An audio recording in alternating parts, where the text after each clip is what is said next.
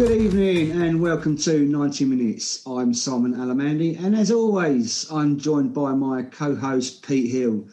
Evening, mate. We've got plenty to go through again this week. Yeah, absolutely. Plenty to go through. It's been a frustrating week on some corners, isn't it? And good to see some action back on the other. And I'll tell you, after the action I witnessed on Saturday, I think I'm still thawing out. I tell you, it's getting cold out there, isn't it? It's certainly changing. Winter is well and truly settled in, Pete, isn't it? Yeah, it certainly is. But we'll have the full thermals on tomorrow night because we've got FA Trophy action and a commentary to do, which is going to be really great. And ahead of that, on the show a little bit later, we'll have Welwyn Garden City assistant manager Ricci Crace, which would be great to talk to him. Yeah. First time Ricky's been on the show, so looking forward to that. And I can't wait for tomorrow night, Pete. FA Trophy, first round, and our first joint commentary with Sam's Fish and Chips. Yeah, it's going to be looking forward to that. Well, yes, it did happen in the week. Everybody had to wait a long time for it, didn't they? With the three leagues, the Isthmian League, Northern Premier and the Southern Leagues, all putting out a joint statement. There was plenty of rather tongue-in-cheek pictures and GIFs and various other things that appeared on Twitter while everybody was waiting for the announcement. And when the announcement did come, of course, the announcement then said, well, actually, this is only the first announcement because we're going to bring you details in a second announcement, which I think that just serves frustrate everybody, that did, didn't it? Yeah, I mean, I was a bit puzzled by it. Everyone was waiting to, like you say, see what happened. And it was, like you say, the announcement of an announcement. And no one knew where they stood. And, people were waiting for that. It was supposed to come out at 6 o'clock. It came out at about 7 o'clock. And then the official announcement, if I say, came out the following day. And it was, unfortunately, as we all expected, wasn't it? Yeah, it was. I mean, 224 clubs involved with the Trident Leagues, as they call. I've never heard that before, but all three Trident Leagues, as they call them. And 172 agreed with the proposition to continue to the pause in fixtures. 51 disagreed. And this is the one I don't understand. One abstention. What's that all about? Yeah, well...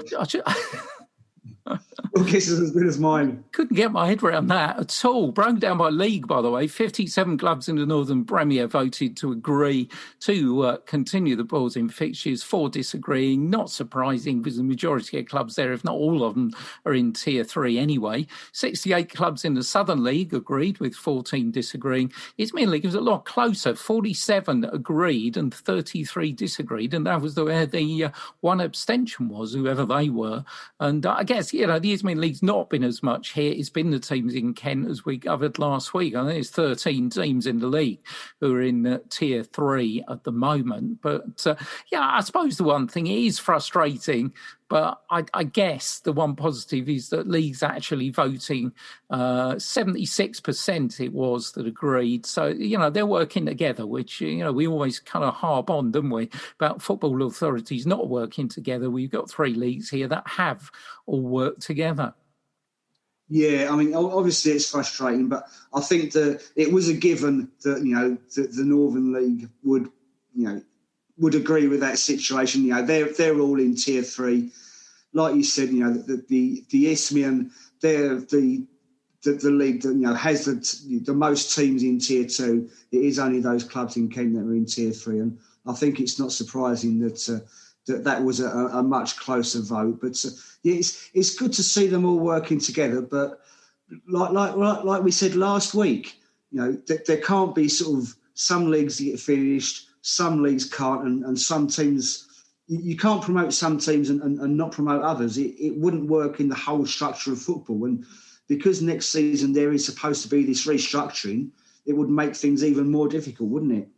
Yeah, absolutely. I mean, all these clubs, be they, in the north of England, be they us, here in Hertfordshire, be they in the south of England, in effect, they're at the same level of the football pyramid. So as you say, you can't just have one league where you're going to get promoted, another league where you're not, and just the whole thing would be a complete mishmash, wouldn't it? But I think, there's a couple of things involved here, isn't there? One is the Tier 3 thing, about not being allowed to put fans through the gates. But the other thing is the really heavy-handed rules in terms of hospitality, which do seem to have, caught the government, everybody out, really, because I still think there are people that are making these rules that don't understand what they've done to non-league football and can't quite get their heads around it.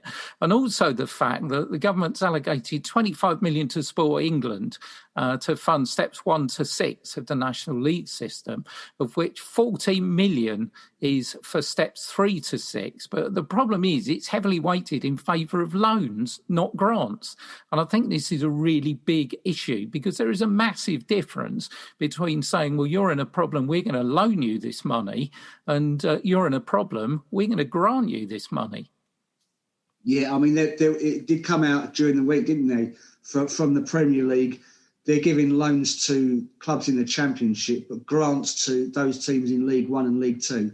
And that's what we need for, your steps 3 to 6. It needs to be grants instead of loans. And from what I understand, in that Trident League statement as well, it said it would depend on funds being available to these teams as well on the restart. So I think there's going to be a lot of communication, a lot of dialogue between the leagues and the FA as to how that's going to be distributed.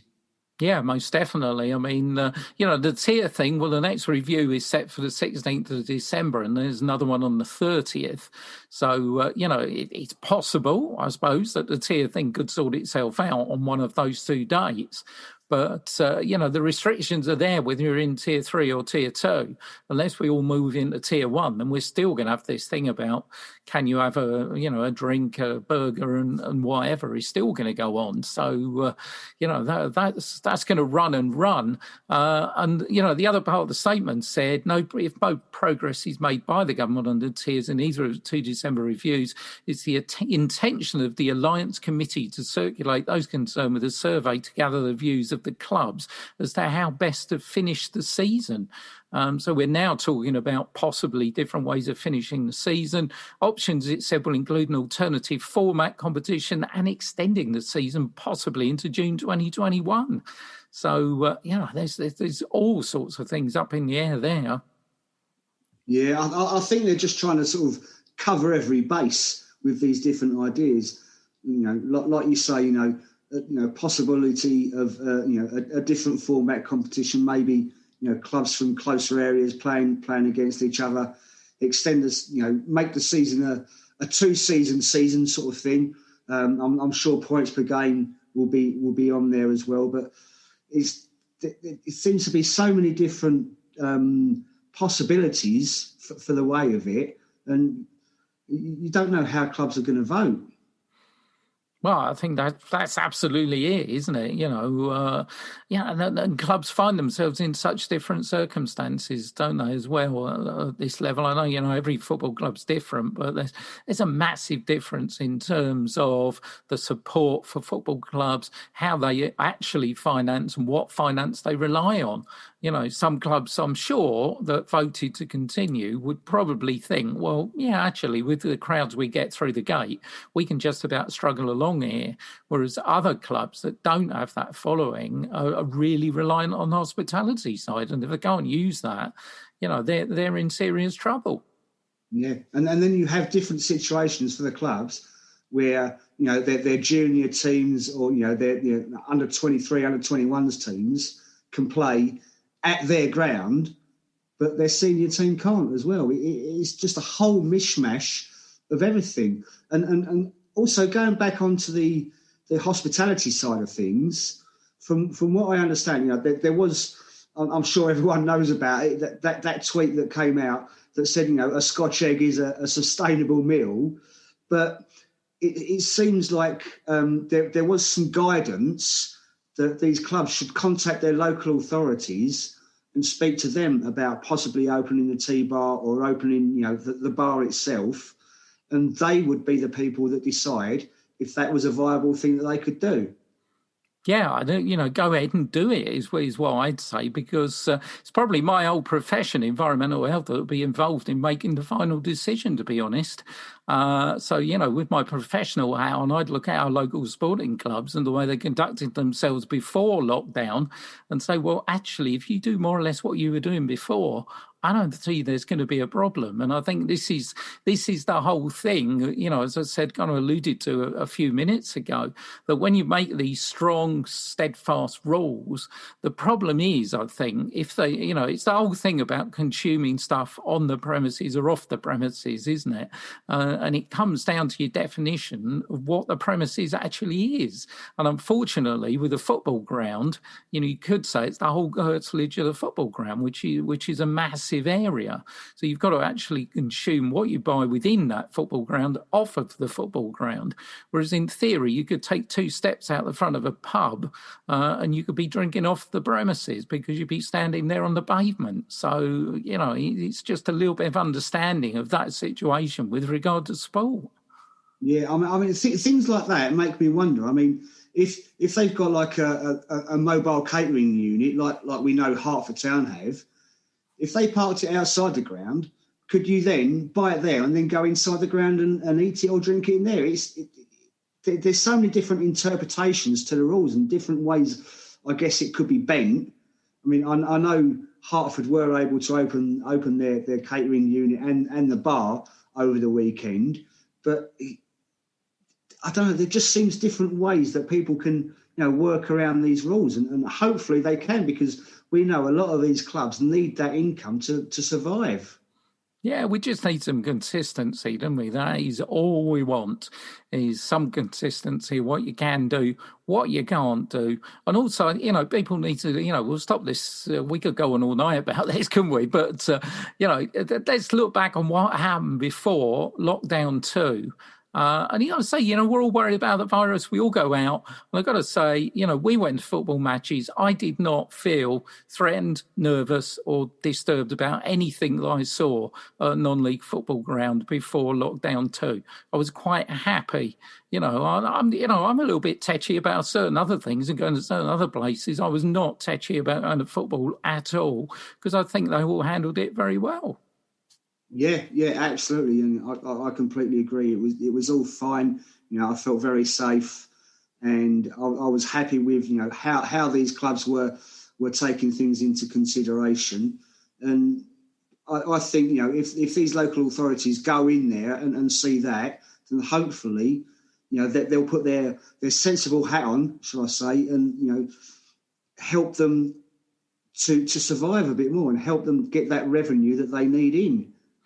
Yeah, absolutely. But, let's go on to this thing about, how we're going to finish the season. I mean, should we start back on the 9th of January, then likes of Ware and Hertford got another 4 more games to fit in.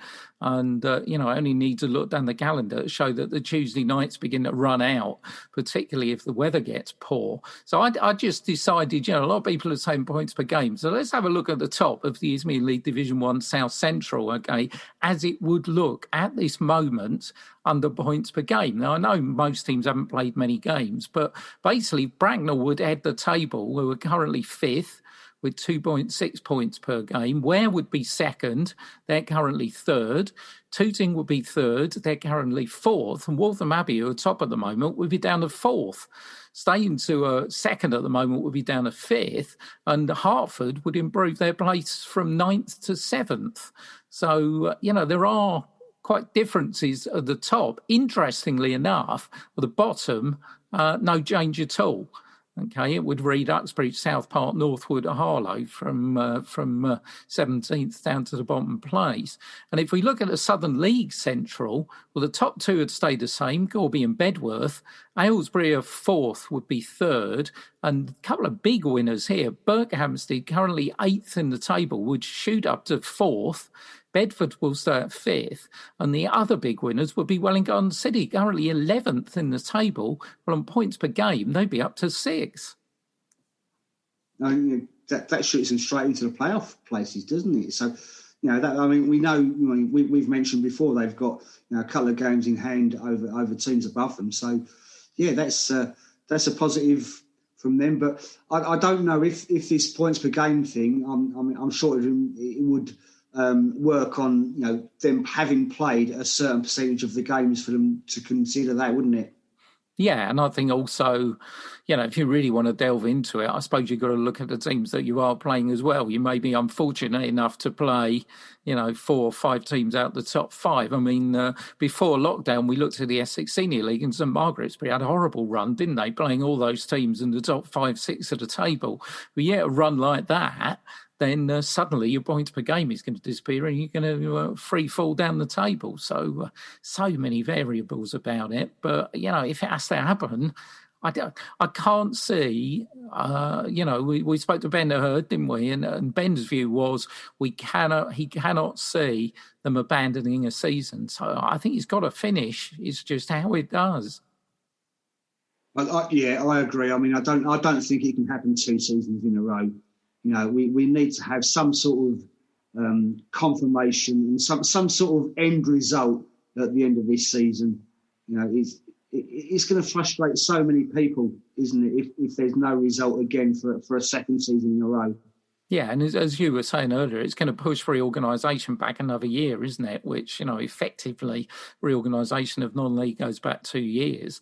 And, somebody might actually think, well, wait a minute, do we need to reorganise again? So, it's just going to get so complicated. Well, this one will run and run. We will continue to talk about it. I'm sure it'll be the talk over Christmas of non-league football fans everywhere. But let's concentrate on the fact we did have some action back in the last week. And on Friday, the 4th of December, we had some action back in the Essex Senior League Reserve Division, where it finished Barkingside 2, Sawbridgeworth Town 1. Top of the table, Holbridge played 7-16. Barkingside going to second, played 8-16. Sawbridgeworth are down in 9th, played 8-10 points. Essex Senior League kicked off again this Saturday just past, and at Lowfield finished Hoddesdon down 0, Cockfosters 1. Goal from substitute George Beattie 2 minutes into time added on spoiled the Lily White's day. Tight affair, 0-0 at half-time. Hoddesdon having the better of the second period, forcing Cockfosters keeper Brad Robinson to make a couple of fine saves. The visitors snatched the points in the 92nd minute when Rhys Monsagna set up George Beattie for the winner, which was Cockfosters' only attempt on target in the entire second half. So how frustrating for Hoddesdon was that? Yeah, it's another last-minute goal that they've conceded that's led to a defeat, didn't it? I mean, it happened again, just before lockdown against #United, and they've gone down again. But I mean, we know, Cockfosters are going well in the league, aren't they, Pete? So it was always going to be a tough game for them, and I'm sure, considering that that last-minute goal, that Simon Riddle and everyone there will have been bitterly disappointed with that.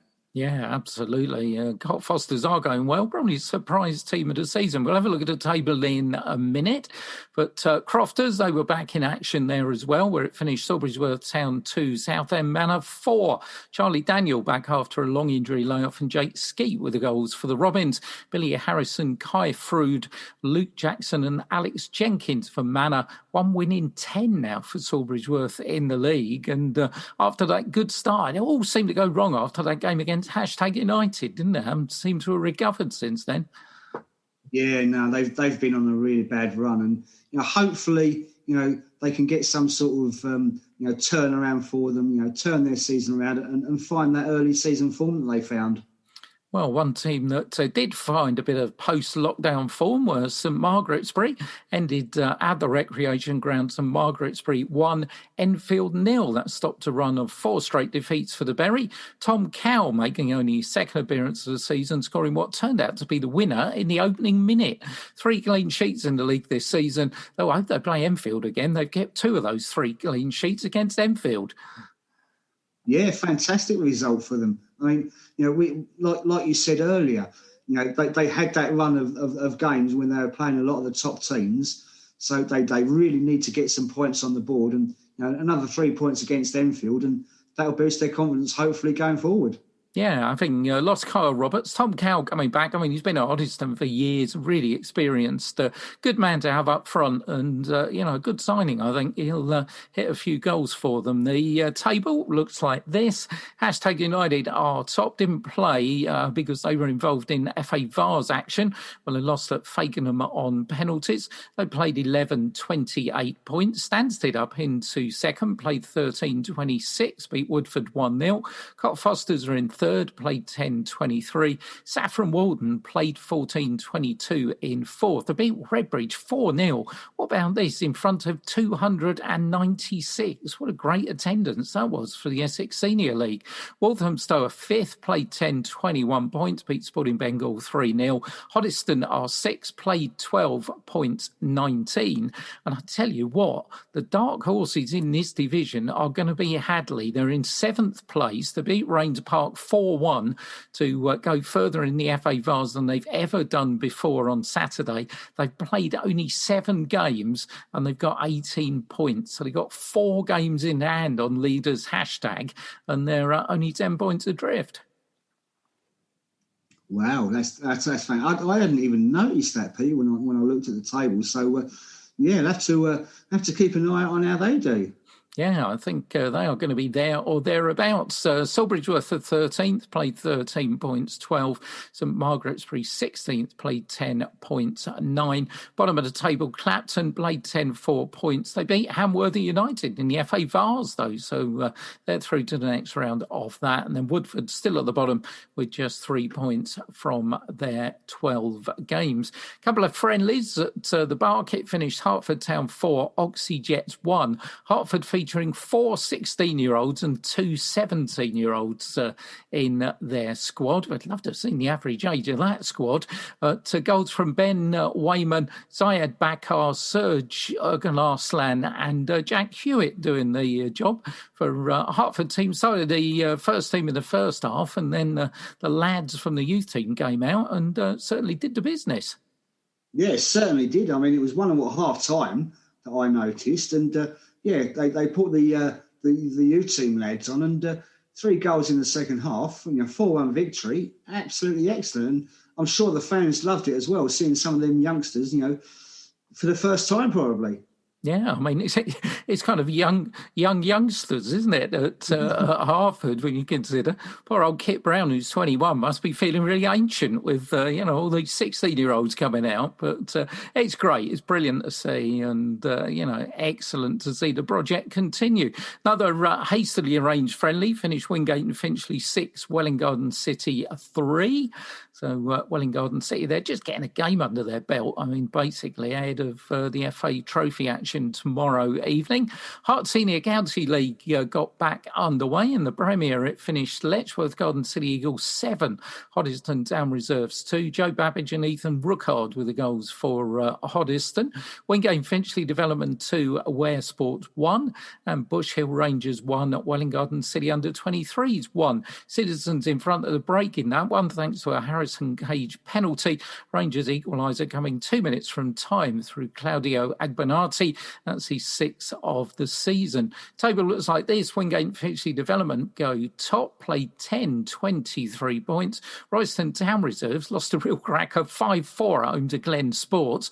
They're in second, played 10, 21. Bellstone, again, they've got games in hand on the teams above them as well. They've played 7, 18 points to beat Sandridge Rovers 1-0. Bush Hill Rangers are in 6, played 10, 16. In Division 1, finished Hertford Heath 1, Oxy 1, and Standard and Buckridge 1, Buntingford Town 2. First time I'd seen Hart Senior League football for a while. Made my way to the recreation ground for a really good, entertaining local derby, actually. Buntingford 1-0 up at the break through a controversial Charlie Owen penalty. Certainly looked outside the area to me, but the referee pointed to the spot. Had a little altercation with his linesman as well, who also felt it was outside the box, but the referee was insistent. Buntingford 1-0 up at half-time. Standard and Buckridge back in business midway through the second half. But after Jack Bishop had seen his effort come off the crossbar, Luke Garrett was on the hand to follow up to thump the ball home for what turned out to be the winner. Buntingford on a decent run before lockdown and starting off well after it as well. 4 without defeat now.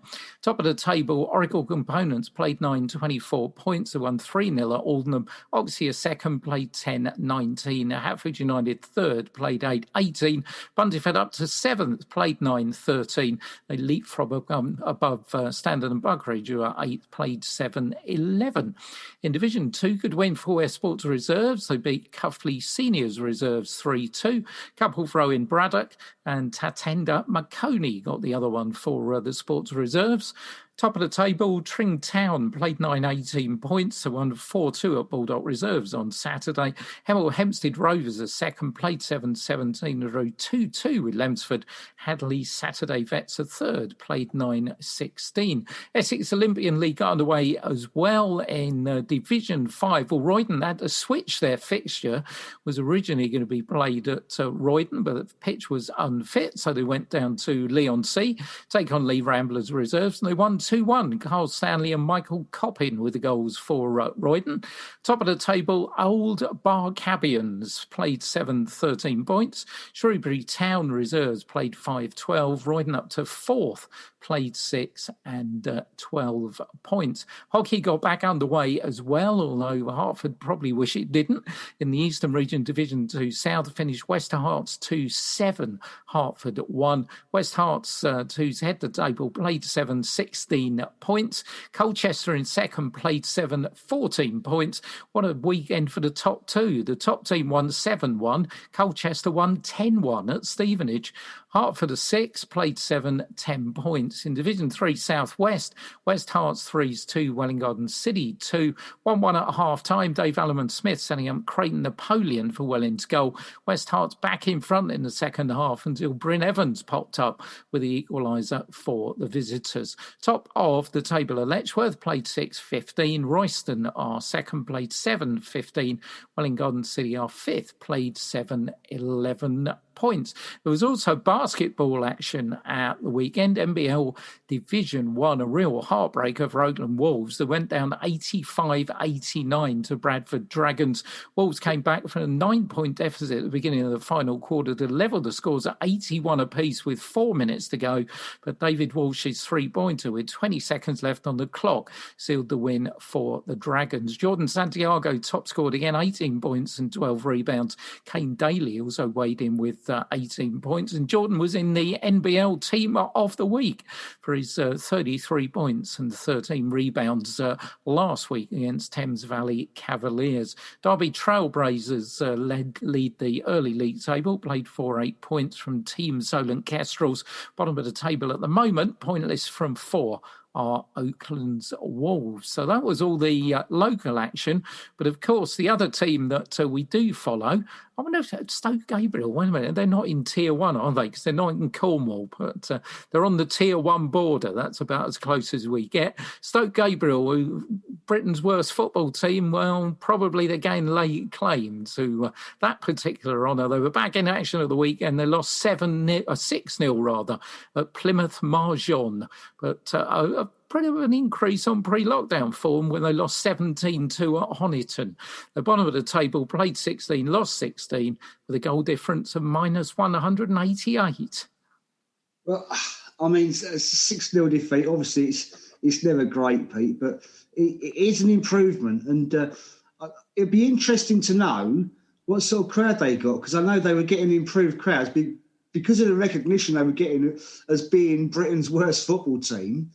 They were getting bigger crowds, weren't they? So it'd be interesting to know what sort of crowd they got for that game. Yeah, absolutely. And, hats off to them still. Put all the results up on Twitter and on the website and whatever. So, we hope that we will be able to give good news of at least a point before the season's out for our friends at Stoke Gabriel. Talking of good news, congratulations to our friend Liam Hope and his partner Amy on the birth of daughter Piper, who arrived last week. 8 pounds 3 ounces. And, of course, Steve King had to put this on the website, didn't he? That Piper pepper was £8 3 ounces, or for the metrically literate, that's 3.71 kilograms. Steve loves a stat.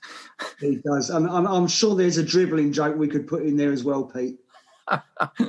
But we're not going to use it. Talking of where, they're looking for volunteers to ensure social distancing measures at the club work. They've already made changes to the entrance and exit routes, both to and within the club room. And once football starts again, they anticipate a general increase in attendances. Fingers crossed for that. So they'll need to make sure these measures and others around the ground are followed. If you think you can help the club in achieving this as a steward, then please contact Hayley Elitok on 07542 379 789, and she'll be very pleased to hear from you. So it'll be good to get some fans involved in that. Yeah, definitely. I'm sure there'll be plenty of people that will volunteer. You know, everyone down there. You know, it's a real family community club, isn't it? Like, you know, we know that, and I'm sure there'll be people that want to help out, and I'm sure the fans there will adhere to the social distancing rules and things like that. And I did see a couple of circumstances over the weekend where fans hadn't, because there was something I saw from Weymouth where their fans hadn't adhered to social distancing rules, especially behind one of the goals. Some of their fans actually brought alcohol into the ground and drunk it there. And one fan even went on the pitch. And as a result of this, their attendance has been reduced for the next game. I mean, why? What are these fans doing? It's completely bonkers, isn't it? I mean, when you talk about this, I mean, I've with the return of fans to the Football League and Premier League, can someone ask me the question, when you get a stadium that's got 60,000 seats in it, why do you shove all 2,000 fans close to each other behind the goal? Couldn't we do that a little bit better? I mean, that was ridiculous. I mean, I know the game you're referring to. There was other games where fans were separated, around the stadium, but to sit them all in one stand, I can only imagine it's to save on stewarding costs and costs like that, and we know how tight that club's chairman is. Yeah, we know how our heart bleeds for those poor Premiership football teams that are holding their hat round. Let's not even go there with that one. But, absolutely crazy. Sticking with Ware, by the way, Ware fans on Twitter made me laugh in the week because they're now playing as Ware on Football Manager 21. So I hope we'll keep in touch with their progress. But you know what they did this week? They went and sacked Kevin Coon. How outrageous. It's a disgrace. How can you say Kevin Coon? No, what are they doing? Kevin did react. But, I've not got the latest game, Pete. I'm still stuck on FM 18, and I'm not going to say on here how I'm doing. You know how I've done on that, but sacking Kevin Coon's a disgrace.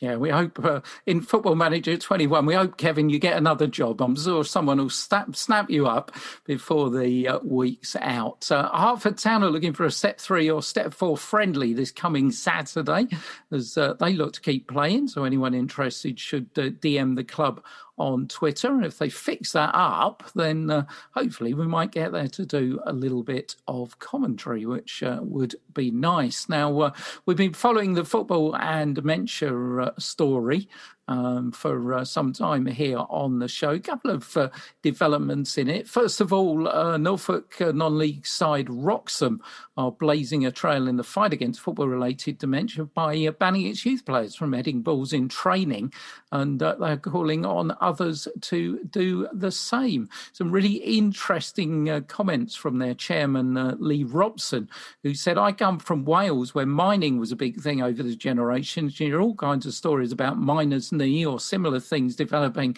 over a time, and they're considered to be industrial injuries. That, to me, seems no different to people developing brain illnesses in later life after spending in youth repeatedly heading footballs." So really interesting, I think totally relevant comment as well. And be interesting to see if more teams now follow Wroxham's lead. They also intend to limit the amount of heading its senior players do in training.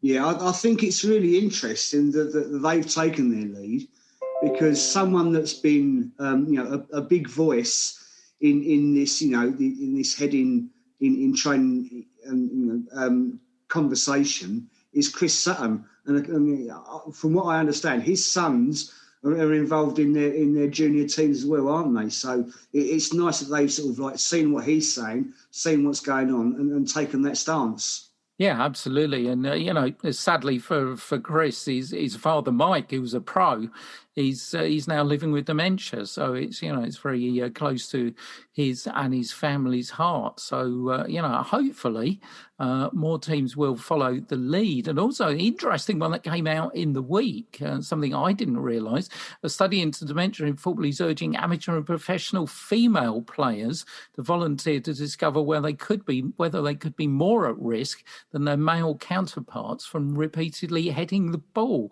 Dr. Michael Gray, who's leading the study at the University of East Anglia, said, "We know that there is greater risk to dementia in forward professional footballers, and we think this is related to repetitive heading of the ball. We know very little about how this affects female players, but we think female players are at even greater risk of developing sport-related dementia than male players. We know there are physical and physiological differences between male and female players, and this could be important when it comes to the impact of repeatedly heading the ball." So it's an interesting development in the story.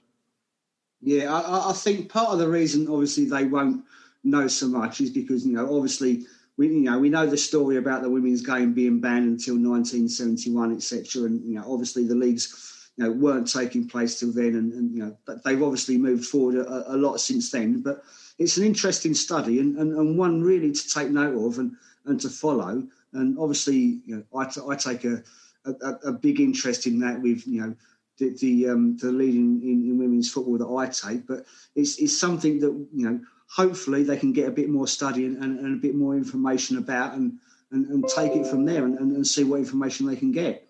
Yeah, most definitely. I mean, it's an evolving story because we mentioned the other week that a lot of people relate it back, and as you're saying with the women's game, probably you can't quite use the old argument. Well, that was the lace-up leather football that filled with water and weighed a ton, like heading a medicine ball. But the studies that we're looking at now, and what we mentioned a couple of weeks ago, it isn't actually how heavy the ball is; it's the velocity it comes at. And as the velocity of the ball is increasing in the modern game, that could actually produce more risk than an old-style heavy football that didn't arrive so quickly. So, there's real developments. I just get the feeling there are some developments being made here. I'm a friend of Dawn Astle and the Jeff Astle Foundation, and for Dawn, quite rightly so, things cannot move fast enough. But I think finally we do see the little seeds of things moving forward.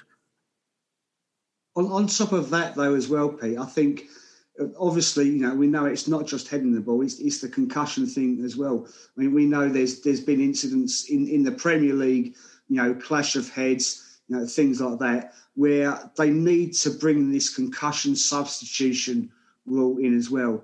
That there is talk about it possibly coming in January, but also there's that talk of it being delayed until, the 2021-22 season. But that needs to be brought in straight away. There was that incident with David Luiz in the Arsenal against Wolves game, the other week, where he carried on, and people could plainly see that he wasn't fit to carry on. So they need this concussion substitution rule as well, don't they? Yeah, absolutely. And you always get these things, don't you, that, people have such cynical views of things. Oh, they'll make it up. Oh, they'll use it for tactical reasons. Come on.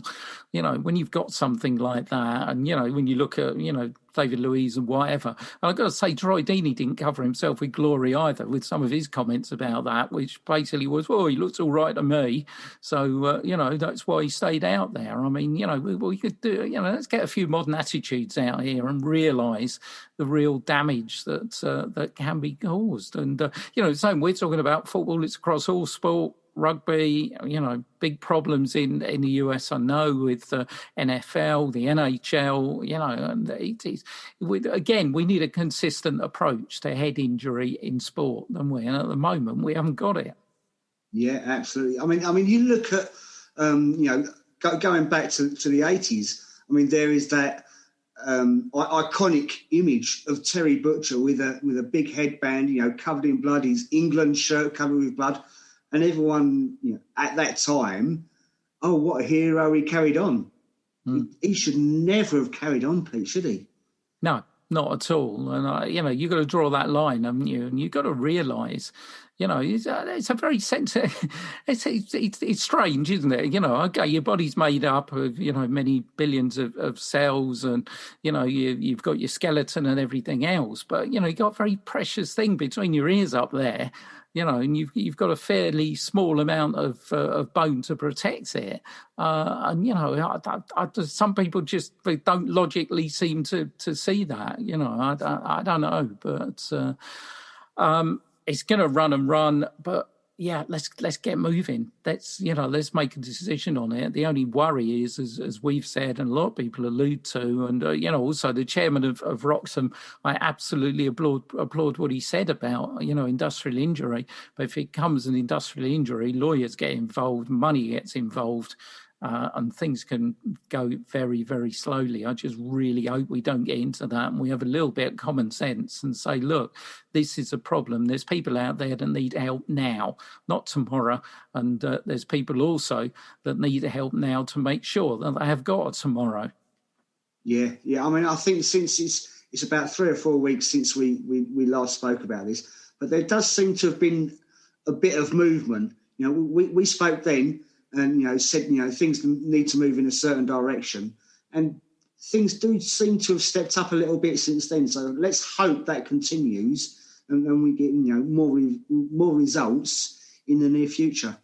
Yeah, and more power to the Alan Shearers and the Chris Suttons and Ewan Roberts and all the other footballers that are really, really having a go here, because they're people that need to be listened to without a shadow of a doubt. Okay, we will follow that story with interest. Hertford Rugby Club are back training, by the way. There was an announcement this week, which came out from David Hynard, their senior coach coordinator. The seniors have returned to training and will be returning twice a week, 7:30 till 9 p.m, Tuesday and Thursday evenings, as they're now on stage E of the return to rugby, which means the juniors can get out there training as well. We know there won't be any competitive rugby, but at least the club can get going, can't they? And something can happen.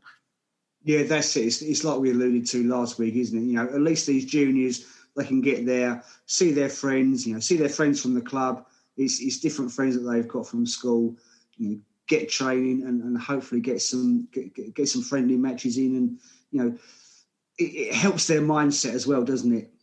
Yeah, undoubtedly. We're all suffering and it's a real tough time. And, sport is a real positive outlet for people. And, take that away and, you just don't have things to look forward to or whatever. So, hopefully, talking this, I mean, the vaccine is going to be administered very shortly, isn't it? And hopefully there's some light at the end of the tunnel for all of this and get some competitive sport back. Rugby, football, hockey, basketball, full shebang. Let's get back out there and hopefully we can be talking sport and not COVID. That's it. I mean, that's what we want. And that's what everybody wants, isn't it? Get back to some sort of normality. Obviously, it's going to be a while before we do. But if we can get this vaccine rolled out and, we can get back to some sort of normal life. Yeah, definitely. Want to get back in that commentary box. There's no doubt about that. But we'll be doing that tomorrow night against Hensford in the FA Trophy. Welwyn Garden City against Hensford Town. Really looking forward to that. And looking forward, after the referee's blown the whistle, to having a chat with Ricci Crace.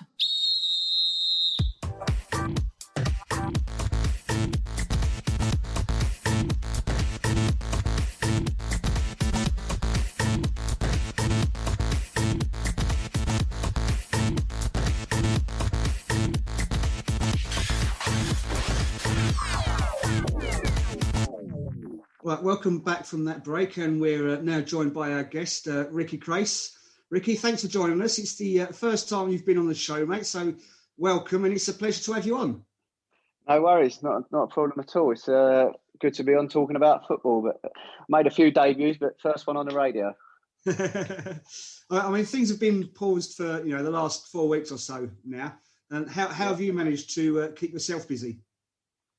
Well, just work really. Just sticking with work. I've got a lot going on in my personal life with building a house, etc. So that's kept me busy throughout the last month.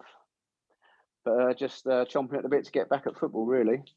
Yeah, absolutely. I mean, we'll talk about that because we've got a big game coming up tomorrow night. We'll get on to that later. But first of all, I want to talk a bit about yourself. Like we said, you're the assistant manager at Welwyn Garden City. Can you tell me how you first met Nicky and how the appointment for you came about? Yeah, well, I've known Nicky for many a year now through playing against his teams, etc. And I started my career at Ware, and then when I was near the end, I wanted to end it there. So when I went back there, he got the manager's job there. So sort of played under him and helped coach a little bit there. And then obviously that went. He parted his ways with Ware. I went over to Hertford with Paul Halsey and was his assistant over there for 6 months to a year. And then I had to stop that. My boy plays for Cambridge Academy. So I sort of drifted away from football for 4 or 5 years. And then Nick obviously got the job at Welwyn. And then I knew Vic through Middlesex Wanderers Vets, which I played for as well. Right, yeah. So we was in close contact through that. And he asked me he got the job at Welwyn and asked me to come in and obviously last season as coach and then this season step up to assistant manager. Excellent. And what about playing? I mean, you said you played for Ware. Where else have you played before? Yeah, I started at Ware when I was about 16. I was there for a season, and then Hendon came in and signed me. Just after that, I scored a few goals for Ware that season. They came in for me. Stayed there for three to 4 years. Then left there and went to Cheshunt, tore my ACL, and then got a phone call. Had a year's out getting back fit, and then went to Enfield Town. Was there for about 3 seasons. And then obviously from there went to Harlow Town, and then had a few clubs in between Chesham and Waltham Abbey, and then ended up injuries took their toll on my knee. I've had 3 ups on my left knee now, so I was getting towards the end where it was coming a bit too much of a pain to play. So I ended up just finishing at Ware for a couple of seasons, and then couldn't run anymore. So I just went to vets football, and now I just play for the Middlesex Wanderers every now and then. That's it. And you touched on your son as well, saying he was at Cambridge Development. How's his career gone? And how involved of that have you been? Well, it's not involved in a coaching point of view, but just the travelling he started there when he was 6, got scouted when he was 6, and then obviously he's got signed for the academy. So he's been there, he's 13 now, so he's been there for a good 7 years now. But at the start, obviously, when you're travelling all over the country, it was difficult for me to do Tuesday, Thursday, Saturday. So then I moved to an area where there's 2 other boys now. So now he's a bit older. He don't rely on me being there, or he's not nervous around the surroundings. So as dads, we take it in turns. I do a Monday night. The 2 other dads do a Tuesday and a Thursday, and he plays on a Sunday. So it allows me to do the Tuesday, Thursday, Saturday. Yeah. So my week's taken up with football. Yeah, when it's on. Well, that's it. Yeah. I know the feeling only too well, Ricky. And let's get on to Welwyn Garden City. And you had a good season last year. Kind of consolidated yourselves as a Step 4 club. Started this season fairly well. Do you feel that last season's performances have perhaps made teams stand up and take a little bit more notice of you? Yeah, I think Welwyn's a small club relatively, is it? And I think last year we surprised a few people by the position we was in before the lockdown. But now obviously people are more aware of us, so paying a bit more attention, like you say. Yeah, and you were able to train during the recent lockdown. There was no training for anyone at all, but for yourself, Nicky, the management team, were you keeping in contact with the players, making sure they're okay, keeping fit, they've got no niggles, etc., or? Yeah, well, we're all in contact obviously through the WhatsApp group, and we asked them to do their utmost to stay fit, which in non-league football, some do, some don't. Our first session back was Thursday, and you can see the ones who did and the ones who didn't. And I guess with the knowledge of that, though, would the players, they know they've got a big FA Trophy game coming up, so they're a little bit more sort of got a bit more incentive to keep themselves fit, and cause obviously I'm sure everyone wants to be involved in that. Well, that's right. They do want to be involved, but to be honest, on the Thursday night training session, the majority have looked after themselves, which is good to see. But there were a couple you can see haven't. But back when I played, you got your cheaters, I suppose, if that's what you want to call them. But we sorted the game out on Saturday against Wingate and Finchley in a friendly, just to try and get some minutes under our belt just before the game, which was good. We lost 6-3 in the end, but it was a tight game up to the last 20 minutes when they were a step higher. They was a little bit more fit than us. It was, and ended up 6-3 to them. But it was good to get some minutes in and see where we're at. So we should be able to hold our own Tuesday. Okay, I mean, I guess on that count, you was taking a few players off because you don't want to risk any injuries for Tuesday night. That's right. So we only had, at the start of the game, we had 4 substitutions. Some didn't turn up at the start through work, etc. But some after 50 were getting a little bit tight, so we did have to take them off and make a few changes. But overall, was pleased with what we saw. Defensively, obviously conceding 6 goals wasn't great, but going forward, we attacked with pace that looked promising. Yeah. I mean, saying about injuries and that, you've not had a lucky season with injuries, have you? How is everyone now? Is everyone over them niggles? Yeah. Well, before the lockdown, we did have maybe 4 or 5 pretty bad injuries. The last game against Bedworth, which we lost 3-2, the goalie's injured his hand. He didn't play. George wasn't 100%. DK wasn't there, so Closey obviously had to go in goal in the last game against Bedworth. So you got your core, your side who we was missing. So not that it was good to lockdown to come, but it gave our players time to get back fit. So luckily now coming into the trophy game, we've got a full squad. Yeah, I mean, and it's like you say, it's not the ideal thing with the lockdown, but it's an advantage that you've got to take hold of, I suppose, isn't it? Well, yeah, it is, and really looking back at it, people were pulling out of games on the last game before lockdown. So, and we chose to play the games. So it shows how committed we are. We could quite easily, with no goalie and 3 or 4 injuries, have pulled out of that game, but that's not the way we do things. And we went there 2-0 up at half time, lost 3-2. So it's good. It's good to play the football that we did, but unfortunately, coming into the trophy game tomorrow night, it's one training session in, and it's not ideal. So, but it's the same for all of us, I suppose. So we've exactly. I mean, your opposition are going to be in the same boat, aren't they? So it opens it up a bit more, doesn't it? Yeah. So it is. It's going to be an even playing field. With all the rain we've had recently, I don't think the pitch is going to be too sound. I walked on it last Thursday at the training session, and it felt a bit heavy underfoot, and so the rain's not been ideal, but it's an equal playing field for both sides. That's it. I mean, let's talk about FA Trophy. I mean, in the last round, you went away to Horsham. They're a step above. You've beat them on penalties. It was 1-1 in the 90 minutes. So it went straight to penalties. And when you're standing there on the sidelines in a penalty shootout in a competition like that, a really important competition, and it's the furthest you've been there as a club.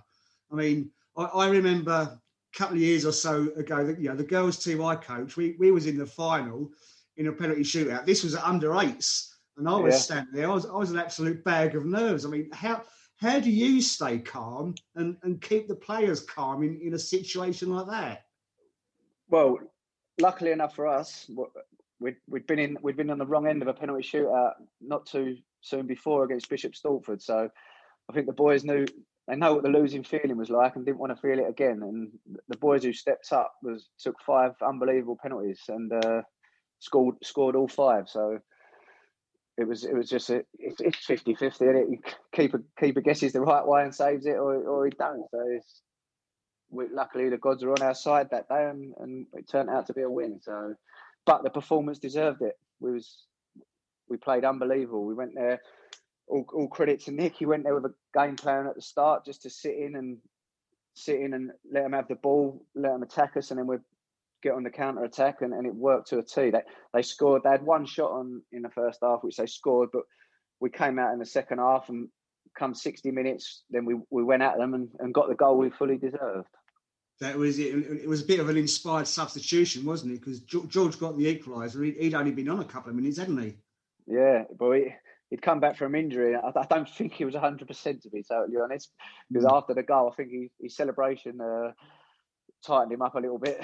But luckily we put him on, and something was shining down on us that day. But we did totally deserve to win that day against the high division club.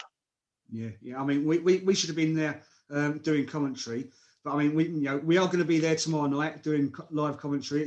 It's our first game under our new sponsorship with Sam's Fish and Chips, and it's the first time the club has reached the first round of the FA Trophy. So, how proud of a moment will that be for yourself and Nicky?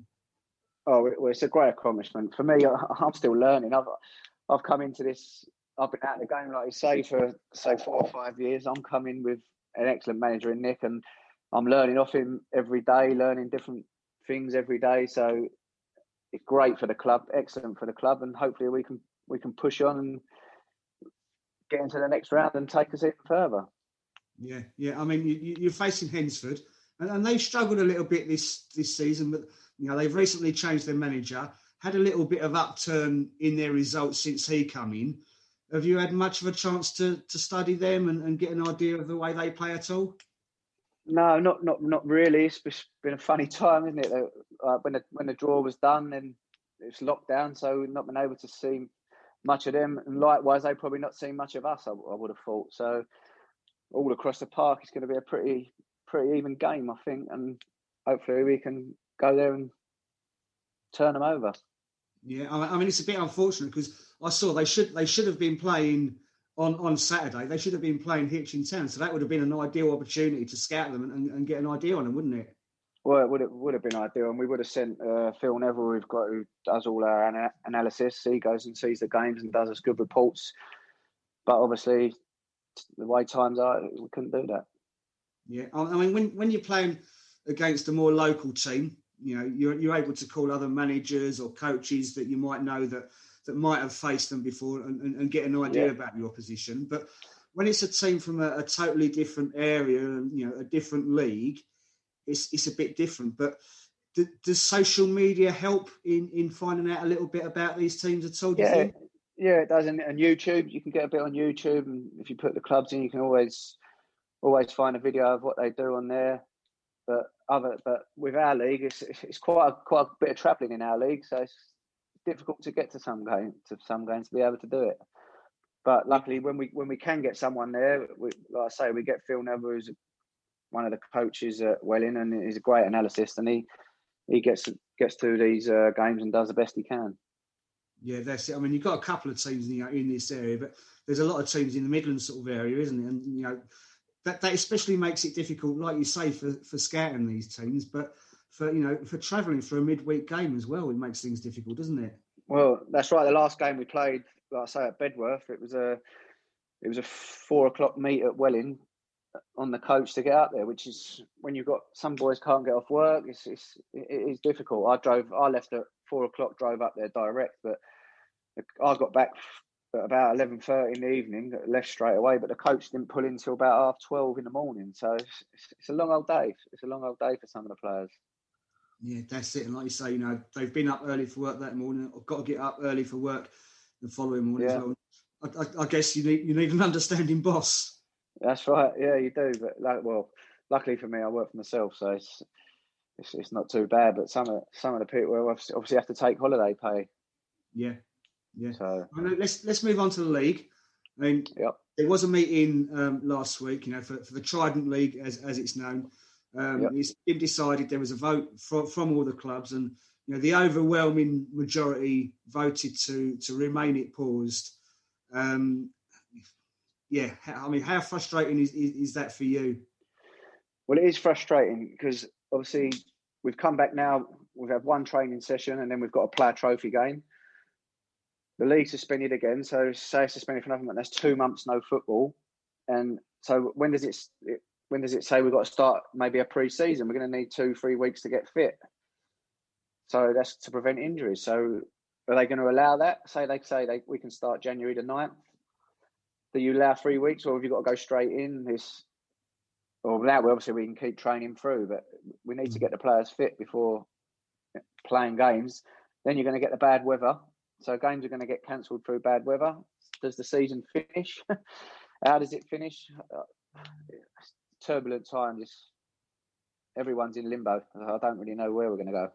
No, they've said, they're going to go by the government guidelines and see where if any of the areas move into different tiers, because there's a check on the 16th and then a check on the 30th of December.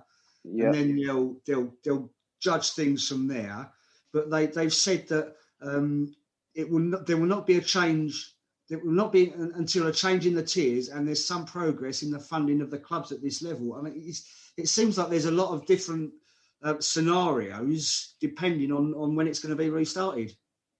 Oh, yeah, it's just a lot of ifs and buts. And I was speaking to the secretary the other day, and they were talking about different options of maybe splitting the league. So we play the closer teams, and obviously the teams further north, they play the teams from their area. But or we play just one team. We don't play home and away. We just play them the once. So there's many different scenarios that are being thrown about. But what one's going to be right or what one we're going to do, I don't know. That's it. I mean, like you say, there's an alternative, format to it. There's the talks of possibly extending it into June 2021. I'm guessing, points per game might be an option as well. I mean, hopefully that'll go now. We might be up there. It would be a bonus. I mean, the FA have said that the leagues can extend until the 28th of May, and your league, Southern League, they didn't originally extend the completion date, did they? So hopefully they might do that, and it might help things out a bit. Well, hopefully all the leagues across our level will stick together and do the same thing, I hope. And then extending it to the 28th of May, yeah. But hopefully, if we don't start in January the 9th, I don't think May's going to be enough time. No. Especially with January, February and the weather being bad with postponements, that's got to come into consideration as well. Yeah, that's it. It's just a case of, sit and wait and see what happens, isn't it, I suppose? Yeah, that's right. Everyone's in the same boat, and no one really knows what's going to happen, I don't think. No. I mean, another thing there was a bit of confusion about was whether like T-bars and bars could open, with, saying sports arenas, people could get a drink but go to their seat or go to their place in the stand. Have the club spoke to the local council about being able to open the snack bar or the bar itself at all? I think they're in ongoing talks, but personally, I don't know anything that's been going on that front from the club. I've not been involved with that, so can't really answer that question, unfortunately. Right. Okay. I mean, I know there is a few clubs that have spoke to their councils and they've given them permission to open a tea bar and open the bar, so long as people are sitting outside. I mean, you've got outside seating area there, so hopefully, that will be given the all clear by the local council, because that sort of thing is important to your revenue as the club as well, isn't it? Well, from Welwyn Garden City's point of view, that is our revenue. Yeah. That is what pays our players. So without that, our club doesn't exist with paying players. Yeah. But I've been at the weekend, and local pubs are outside. I've seen them serving, and if you're outside in a mix of 6 people, at Welwyn, we've got plenty of space out for you to be able to buy a drink and come in and out. Plenty of room around the ground. So I think they've just got to start to use their brain a little bit and get it going. That's it. But buy a few Scotch eggs and sell them, and all will be okay. Yeah, that's the best way, I think. I don't mind a Scotch egg either. No, me neither. Not at all. Not at all. I mean, let's talk about the league this season. So you was going well before everything stops, sitting halfway in the table, but you've got games in hand over most teams above you. Have you been happy with how the season's been going so far? Yeah, we was pretty happy. Not as consistent as we'd like. I think we was winning one, then dropping points, winning one. We like a bit more consistency, but we were still up there, games in hand. Last season we was in the playoffs, so that's where we are hoping to be this year. So hopefully, if it all gets back started and all our players can stay fit, that's where we want to be aiming to reach again this year. Yeah, I mean, you had 2 defeats. It was that first game of the season against Wantage, and I know how disappointing, Nicky and I'm sure you was with the performance from that game. And then you touched on it earlier that that last game, that 3-2 defeat against Bedford, and it was all unfortunate circumstances, wasn't it? Like you said, Charlie, he'd injured his hand, in the previous game. You couldn't get your reserve keeper there, so Lee Close had to go in goal, and you was 2-0 up, and a couple of late decisions went against you, sort of thing, didn't they?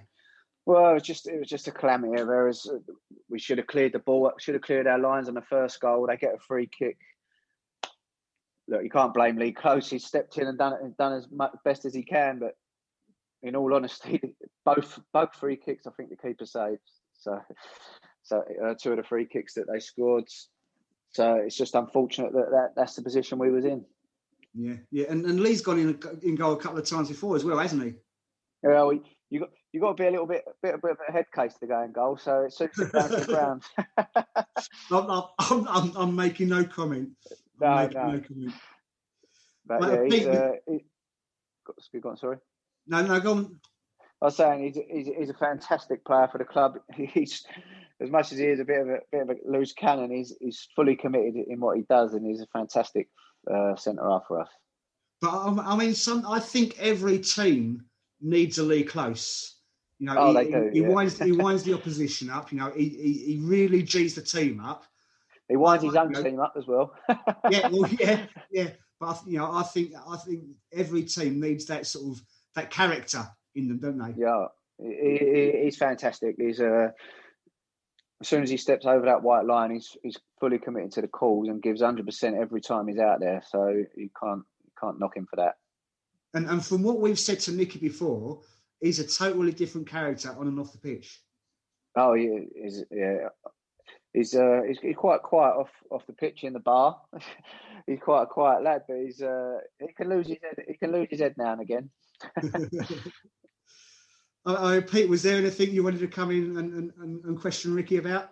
Yeah, I was just wondering, Ricky. I mean, this is the first year you've had the under-23s who are in the Hart Senior County League. I mean, how important is that link to bring? I mean, we've seen young Ryan Doherty come through, play 2 really good games. How important is that link between those 2 teams now? Oh, it's massively important. We didn't have it last year, so when players, not just bringing the players through, when we had players injured to come back and play, it's vitally important now, and it's good that a club with not a massive budget in the league, we can try and bring some of them young players through. And Ryan Doherty's been superb. The 2 games he's come in, if you come to watch the games, you wouldn't know that he stepped up and he's 20 years old. He's a great prospect for the club. And I mean, you made your debut as a 16-year-old for Ware. I mean, how's non-league football at this kind of level changed since that day? It seems a lot younger. I don't know if that's me just getting older, but me getting older, or I don't know what. But there seems to be a bit more. There was a bit more drinking in my day, I think. There was a few more characters in the game when I played than there is to now. Yeah, do you think is it kind of a more professional approach with that, or Yeah, I think 100% more of a every player. Like, you get a lot of players who have come through, released from academies, and things like that, etc. So they're more. They've been in that professional environment as kids growing up. So a lot of them are coming in where, obviously, I was at Norwich till I was 14, 15, and then I came out to Ware. So then I'd seen it, and then I had to make my way up through the non-league ladders. But so a lot of the people are coming from pro clubs now. And the one question I do want to ask you is, what's it like being in the dugout with Nicky? Because when I'm doing the commentary on the far side of the pitch, I'm hearing him loud and clear. So I don't know what it must be like standing next to him. It's sometimes comical. Sometimes I have to shut my ears a little bit. So we have our disagreements, but he's right 100% of the time, isn't he? So we all know that. Yeah, absolutely. That's the old Brian Clough line, isn't it? What happens if a player disagrees with you? I take him into the office, we have a full and frank discussion, and then he leaves knowing I was right. That's right. And he's been there and done it, so there's not a lot you can say to him, is there? He had one bad game in March 1981, he always tells me. Or was it 1980? Might have been 1980. We'll see if we can look that one up. He's won the trophy, so that's something to aim at. And tomorrow night, that's where you're going to be aiming. We wish you the best of luck. We'll be there, and hopefully there'll be, we don't know what's going to happen with league football, but hopefully we'll get another game in the next round of the trophy. Hopefully, that's a week later, I've been told. So hopefully we'll be in the hat. Hopefully you will. Thanks for joining us, Ricci. Been a pleasure. No worries. Thank you very much. Nice to talk. If you're looking for goals, round shot, and it's put in by Chris Gosling. Chris Arthur volleys it home. Goalkeeper stops it with his legs, but it's turned in to the back of the net by Jack Vasey. Saves. Bassett steps up and the goalkeeper saved it. Oh, and Bassett's put the rebound over the top. Chances. Bonner brings it down well. No, the shot bounces off the top of the crossbar. Albert looks to tee up the shot. Oh, it comes off the post. And post-match reaction. Yeah, I was really pleased at the way we conducted ourselves. I thought we were very, very good. He couldn't lay a glove on us. I think it had been a boxing match, they probably would have stopped it. And, while it's only 1-0, they've got a chance, and their tails are up at the end. But to be fair, we saw it out. We've got the lot here on East Hearts Radio 90 Minutes Live. Brought to you in association with Sam's Fish Bar, Wadden Road in Ware. Absolutely outstanding. Okay, well, welcome back from that break, and many thanks to Ricci. It was absolutely great to speak to him. But you all know what time it is. Let's go for a donut, Pete. This is East Hearts Radio 90 Minutes Donut of the Week.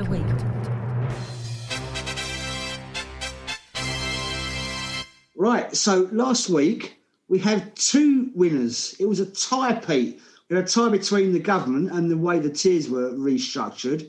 And your friend Emmanuel Dennis threw a strop at not getting his favourite seat on the Team Bruges bus. So it's our first tie. I think we should have a penalty donut shootout, shouldn't we, really? I think we should do. I think both fully deserved. So, but we're back to our normal 4 nominations this week. So I'll kick off, Pete. Okay. So my first nomination is for Sir Mo Farah for his lack of geography knowledge. He was obviously on I'm a Celebrity, and he had to find countries on a map that were called out to him, and he had to describe a shield for his partner to find and match up. So the first country he had to find was Wales and describe that shield. Unfortunately, he thought it was Scotland and he described that shield, which didn't match up. So he took another guess, and the next shield he described was Ireland's shield.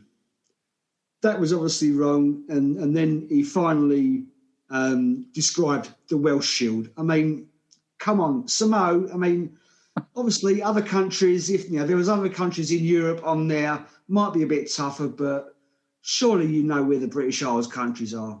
It's, just basic knowledge, Pete, come on. He's always running around looking down at the track. He's not looking at the surroundings. That's the problem. But nomination number 2 goes to the organisers of the PDC Darts Championship, which is going to start shortly at Alexander Palace, because it's going to be a slightly different experience for fans because there will be no fancy dress allowed, which I've got absolutely no idea why. COVID spreads more greatly if you're dressed up like a pirate or whatever. I have no idea what that's all about. They also won't be able to sing our chant like usual. Well, good luck with stopping them doing that. And the other one, which is most amazing, is that they will have to wear a mask when standing up. So presumably they don't have to wear one when sitting down. They only have to wear one when standing up. So COVID obviously spreads more readily if you're wearing fancy dress. And it's okay to sit down without a mask at the table. What is that all about? Yeah, so whatever you do, don't wear fancy dress and stand up because you'll get COVID. But if you don't wear fancy dress and sit down, then you'll be okay. Yeah. What? Yeah. It doesn't make sense at all, does it? Right, okay, so let's move on to my second nomination, and I'm noting a Charlton Athletic fan called Sam, who phoned up a national radio station last week after their game, and he left the game early. He said it was the worst performance he'd seen in 10 years, despite the fact that he'd not seen his team play in over 9 months. He still left the game early. I mean, why?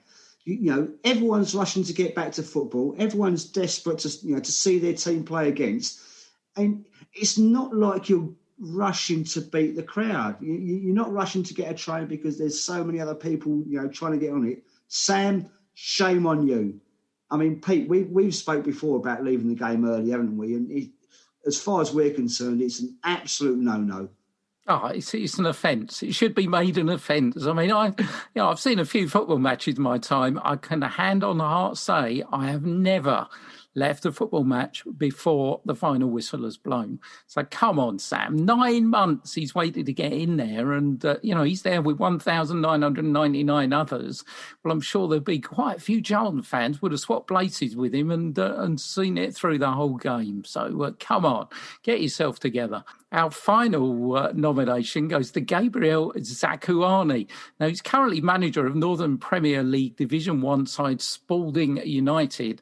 And yes, he was employed by BBC Cambridgeshire Sport to be the summariser on a game last week involving AFC Wimbledon. The only problem is he didn't know where they played because he turned up at the former home of AFC Wimbledon instead of their brand new grounds. He wrote, "Imagine turning up at the wrong stadium, supposed to be on commentary for BBC Cambridgeshire Sport. I forgot AFC Wimbledon had a new gaff." And to make matters worse, he also posted embarrassing photos of Kings Meadow Stadium where they used to play rather than their new home at Plough Lane on Twitter. So there was the summariser who turned up at the wrong ground. Oh dear. I'm sure he's not the first. I'm sure he won't be the last, but not the best idea to put the photos on Twitter as well and announce it, is it, Pete?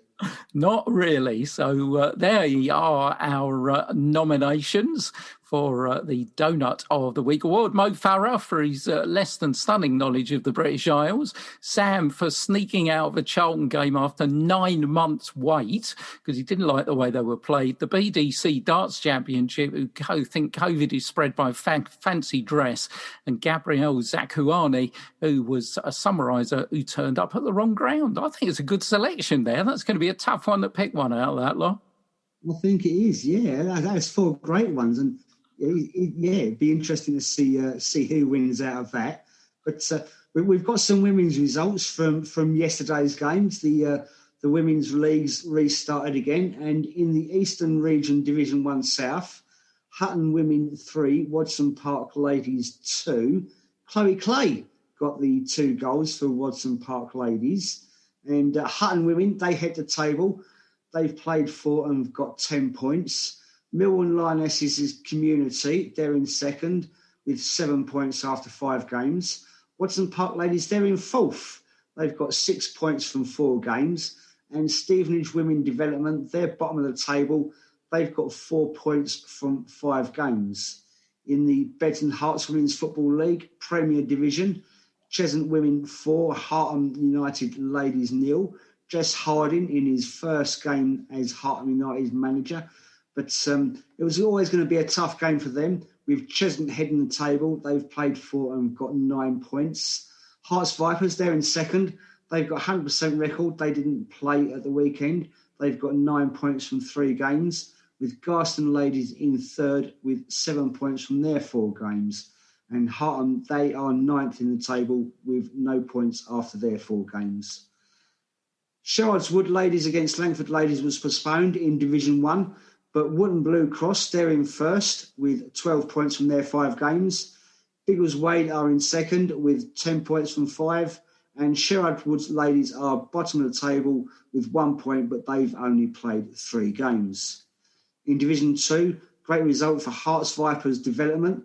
They beat Hitchintown Ladies Reserves 2-0. Goals from Lois Moran and Gracie Manning. And Garston are top. They have played 5 and got 15 points. Vipers Development are second with 9 points from 4 games. And Watton Ladies are fourth with 6 points from 5. Stockfold Junior Ladies, they're propping up the table with no points from 3 games. In Division 3, Buntingford Town Ladies beat Whetstone Wanderers 2-0, and Bury Rangers Women lost 5-0 to BSCFC Ladies. Oakland Wolves Reserves there at top of the table, 100% from 5 games. Flitwick Eagles are second with 10 points from 4 games, and Buntingford Town Ladies lie in fourth with 9 points from their 5 games. Bury Rangers are 7th with 3 points from 5 games, and Bedwell Rangers Ladies are in 8th with no points from 5 games. That's that. And Pete, should we move on to the fixtures happening over the next 7 days? Yeah, for the first time in a while, haven't we? We've got a fixture list to tell you about. Talking tomorrow night, Tuesday the 8th of December, FA Trophy first round, Welwyn Garden City against Hednesford Town. Get down there to the utility if you can, but if you can't, then we'll have full live commentary on 90 Minutes Live, brought to you in association with Sam's Fish and Chips, Watton Road Ware. Also a friendly on tomorrow night, Hoddesdon at home to Ware, and then Saturday's fixture list looks like this. In the Essex Senior League, Clapton against St Margaret's-Bury, Enfield against Hoddesdon Town, and Sawbridgeworth have a difficult game away at league leaders #United. And the Hearts Senior County League Premier Division, Bush Hill Rangers against Coney Heath Reserves, Hoddesdon Town Reserves against Welwyn Garden City under-23s, Ware Sports against Letchworth Garden City Eagles. In Division 1, Buntingford Town looking to keep their good run going at home to Tring Athletic Reserves. Standard and Buckridge have got a difficult one away at league leaders Oracle Components, and the Hertford Heath are at Wheat Hampstead Wanderers. In Division 2, Tring Town against Ware Sports Reserves. Hertford District League, welcome back to them on Saturday. Premier kicks off with the leaders Westmill at home to Allenbury Sports.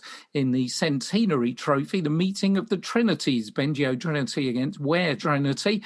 In Division 1, Hertford Heath Reserves against Elizabeth Allen Old Boys, Nazing against Albury, and Watton at Stone against Ickleford. In the Charlie Smith Challenge Cup, it's Buffs FC against Bengio Trinity Vets. And in Division 2, Buntingford Wanderers against Much Haddam, Mangrove against Hertford Heath A, and Stockfold Junior Town Reserves against Bullies Crusaders. Also Roydon in action again in Essex Olympian League Division 5 at home to Springfield Reserves. Full programme in hockey in the men's Eastern Region Division 2 South, Hertford at home to Wapping Fours. Eastern Region Division 3 Southwest, Welwyn Garden City entertain Luton. It's welcome back to the ladies in Eastern Region Division 2 Southwest. They've got a game at home to Brentwood. Basketball, no game for Oatlands Wolves men. They're back in action on the 19th against Worthing, but is to start the championship in the Women's British Basketball League. Oatlands Wolves are at home to Leicester Riders. And on Sunday in the women's football, Eastern Region Women's Football League, Wadson Park Ladies are taking on Millwall Community Trust. And then over in the Beds and Hearts Women's Football League, Premier Division, Hartham United ladies are hosting Dunstable Women's Blues, and Hearts Vipers pay a visit to Hemel Hempstead Town ladies. Division 1 and Sherrard's Wood ladies are taking on Letchworth Garden City Eagles. Down in Division 2, Hearts Vipers Development host Houghton Athletic Ladies Saints, and Watton ladies will host Kempston Rovers ladies.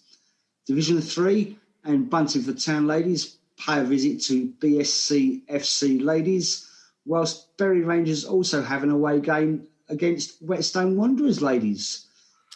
Hey, fixtures to look forward to, results to bring people, games to look for, commentary to look forward to tomorrow night. Hopefully we'll have a good week. Yeah, hopefully a good week in prospect. Better get those notes together for tomorrow night. And unlike the man on our donuts, we better turn up at the right ground as well. I'm sure we will. We'll see you at Utilita tomorrow night if you're there. Good luck to Welwyn Garden City, and full live commentary on 90 Minutes Live. Cheers, everyone. Good night.